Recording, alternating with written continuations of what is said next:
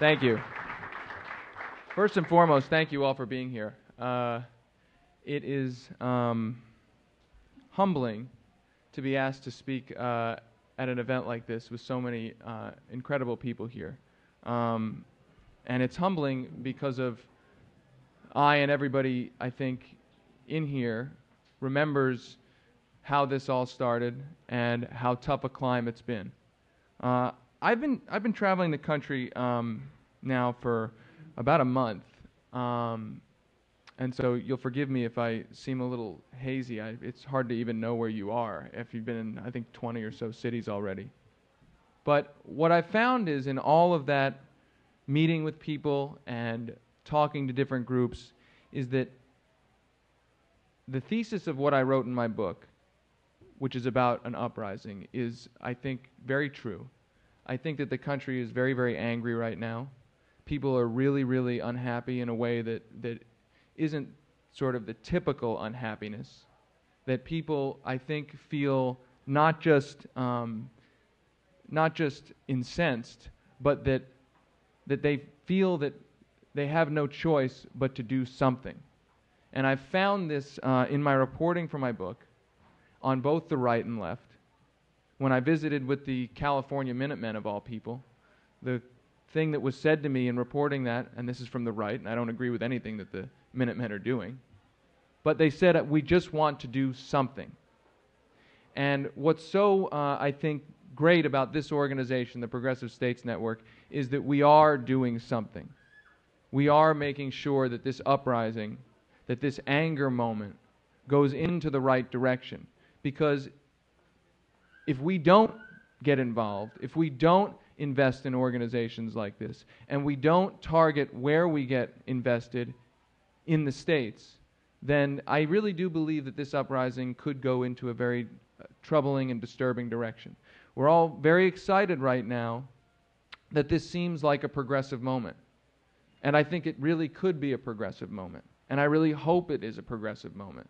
But we have had a history in this country where times that seemed like a progressive moment were channeled into something very, very different. In the late 1970s, there was an outsider who ran for president and who won, and the uprising of that era was not effectively represented, and that uprising went into a very conservative direction. And in going in that conservative direction, the right invested heavily in the states. Very, very heavily. Most of the right-wing legislation that we all know and despise started in the states and was implemented in the states. As I say when I go out on the book tour, if you've heard of a right-wing piece of legislation that has moved through your state and hurt your state, you can bet that the conservative movement, the national conservative movement, had its fingerprints all over it. And so this is what we sought out to counter. This is what we're seeking out to build, to see our states not as a farm team, but as the front lines in the battle to change this country, to make sure that this uprising goes into the progressive direction that we want it to. Because 20 years from now, we'll be looking back on this moment, and there's two alternatives that we'll be looking back on. This uprising is not going away. We're either going to look back and say this was the moment that we lost the country for good, or this is the moment where we changed the country for good. And I think through the Progressive States Network and through all of your support in being here and working to build this organization, we can make sure that it does go in the right direction, that when 20 years from now we look back and we say this is the time that we changed our country for the good in an exponential way. And all the leaders here that we are honoring tonight, because this is really about you. You are examples for us. It is such an honor to be here, to be honoring you, because you are the ones who are leading this change. And it's really a particular honor for me to introduce Senator Tom Daschle of South Dakota. And you know, I told Senator Daschle before this event that when a friend of mine got the invitation and saw my name next to his, my friend was sort of shocked. He's like, "Wow, you're moving up in the world." It's really an honor. Senator Daschle, I'll just read you a little bit of his bio. He may have an understated upper Midwest persona, but his service to his state and to country cannot be overstated for its breadth, accomplishments, and expertise. Following his service in the Vietnam War, Senator Daschle spent 8 years in Congress and 18 in the U.S. Senate, where he served as the Senate Democratic leader for a decade.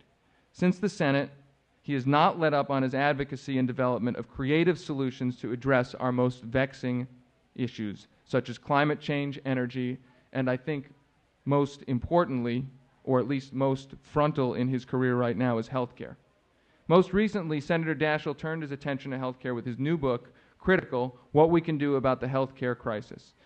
There are many experts out there offering up solutions and a rationale for a better and more coordinated healthcare system that guarantees coverage for all Americans. But what sets Senator Daschle's proposal for a federal health board, modeled after the Federal Reserve Board, apart from other reform proposals is that he's informed by his vast political experience. He's been there, he's been in the trenches fighting this fight, and he's offering a way forward that largely separates healthcare reform and healthcare policy only from the debates in Washington. And only with such a voice at the table will we ultimately succeed as a country in creating a healthcare system that works for all Americans. As Senator Daschle's book makes clear, citing health reform in Massachusetts, Maine, and California, and state policy around Medicaid and state children's health insurance program, states are vitally important to solving our most intractable issues like energy and healthcare. So having him here speaking on the issue of healthcare is a real honor. And before I introduce him, I just want to say it is also a great honor for me to have Leo Hindry here, a good friend of mine, a great ally for this organization, for all of these issues. To have allies like that out there speaking at the highest levels about a progressive economic agenda is so vitally important. And so thank you, Leo. Thank you, Senator Daschle. Thank you for being here, and the microphone's all yours.